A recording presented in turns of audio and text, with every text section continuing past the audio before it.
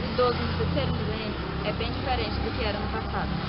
Para discutir essas questões, eu sou Sara Monteiro, repórter por um dia da APF Produções, que vem mostrar as várias faces dessa melhor idade.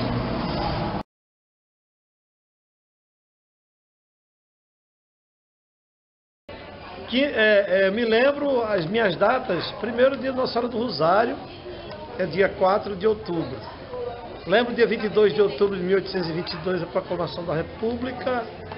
Lembra-se o dia do professor, que era para ser comemorado, mas eu acho que é dia de luto, né, devido às perseguições e o mau incentivo da classe educacional. Inclusive agora saiu um relatório da Unicef, onde o Brasil, dentro dos 200 países pesquisados, nós somos o 79º com relação à educação, e eu não vejo assim muitas coisas para me comemorar, a não ser o dia da Nossa Senhora. Esse mês de outubro é um mês de muitas comemorações. Você podia falar pelo menos uma pra gente? Rapaz, que você lembra? Dia 15, proclamação da República. Eu acho. Só que eu tô perdidinha. Mas eu acho. É dia 15.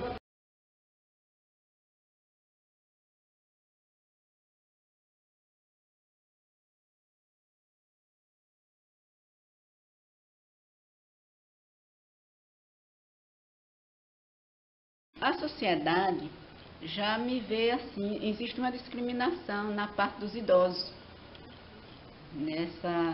Digamos assim, nessa faixa etária de idade que a gente tem um pouco de discriminação.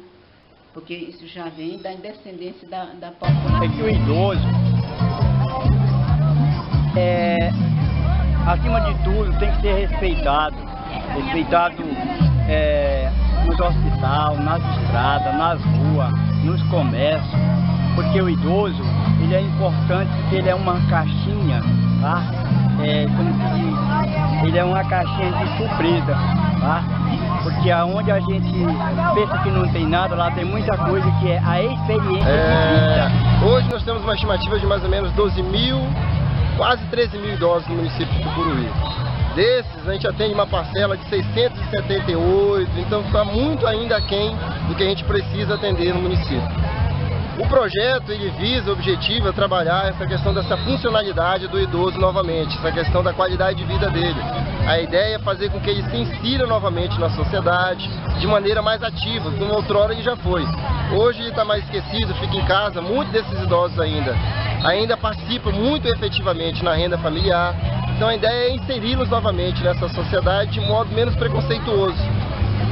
Então basicamente o projeto ele desenvolve atividades que trabalham mobilidade, força, equilíbrio, flexibilidade dos idosos e visa melhorar mesmo essa atividade que eles têm no dia a dia.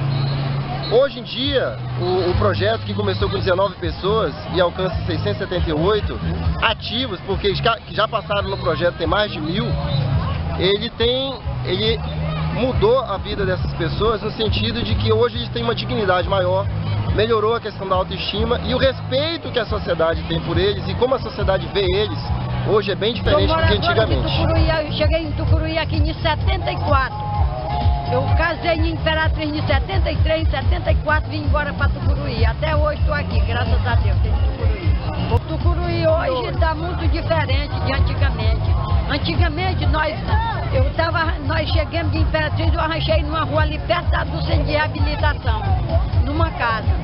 Eu ia para Nova Tucuruí, eu passava aqui na Lauro Sudé, não tinha casa não, isso aqui tudo era sítio. O pessoal derrubando os coqueiral para fazer as casas, hoje em dia. Só tinha a Serraria Penha, lá onde é hoje o posto popular, aquele posto Cidade Luz. Não tinha casa aí não. Hoje em dia está outra coisa diferente. Só sabe mesmo quem chegou naquele tempo para a diferença que tem hoje em dia. E naquele tempo, os idosos eram desprezados, não tinha atividade para nada. Hoje em dia não. Hoje em dia nós temos atividade para tudo. Só não participa quem não quer. Eu aqui aprendo muitas coisas, basta que eu não sabia nem fazer meu nome, né? E agora eu já sei fazer meu nome, já troquei minha identidade.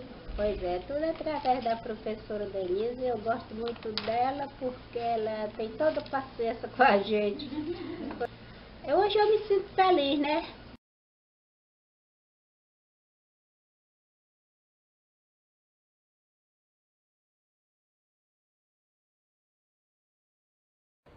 A mulher apanha no rosto, é sufocada com um pano. Ela tem 70 anos, é cega, surda e não anda. A agressora era paga para cuidar dela, mas foi flagrada puxando os cabelos e batendo na idosa.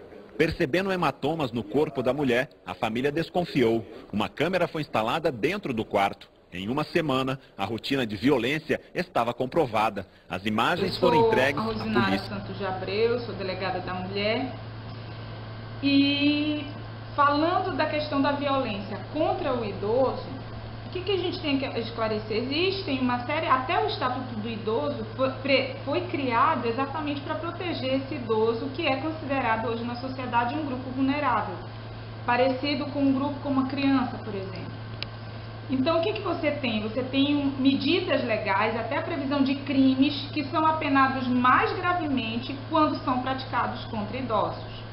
Legalmente, existe uma seara protetiva contra o idoso. O grande problema dessa questão legal ser colocada em prática é que quem agride o idoso é exatamente o parente do idoso, é quem deveria cuidar dele, ou é um cuidador contratado por um parente. E aí o que você faz? O idoso fica mais ou menos na mesma situação que a criança, porque ele fica sozinho com seu cuidador, né, com uma pessoa que deveria zelar por ele e essa pessoa que agride. Então você deixa ele vulnerável, ou ele está numa situação de vulnerabilidade em relação a quem deveria cuidar dele ou em relação aos próprios parentes. Então, quando você tem violência contra a idosa, por exemplo, aqui, os casos que eu tenho de violência contra a idosa, é o próprio filho quem agride a idosa. E aí a mãe, quando acontece a violência, os vizinhos chamam a polícia, alguém toma algum tipo de providência. Quando chega aqui, a mãe diz que ele não estava fazendo isso, o que é uma coisa compreensível. Porque, na verdade, falta a continuação da proteção desse idoso numa outra instância. Porque, na maioria dos casos, a gente teria que tirar esse idoso desse convívio familiar que é agressivo para ele, que é perigoso para ele, né? De repente, a gente tem idoso morrendo dentro de casa por atitudes de familiares e a gente não sabe. Porque se você colocar... Teve um caso emblemático que eu conheci, que o filho colocava um pouquinho de chumbinho na sopa do idoso, cada dia um pouquinho, e ele passando mal e numa quantidade que não dava para ver que era veneno. Até que o idoso faleceu, mas por uma dessas coisas que só Deus pode explicar, uma vizinha desconfiou e pediu para testar a sopa.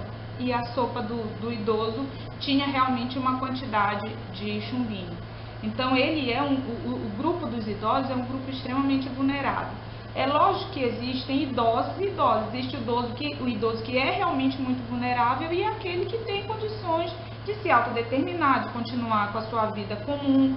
Mas, em regra, o maior perigo para o idoso está dentro de casa.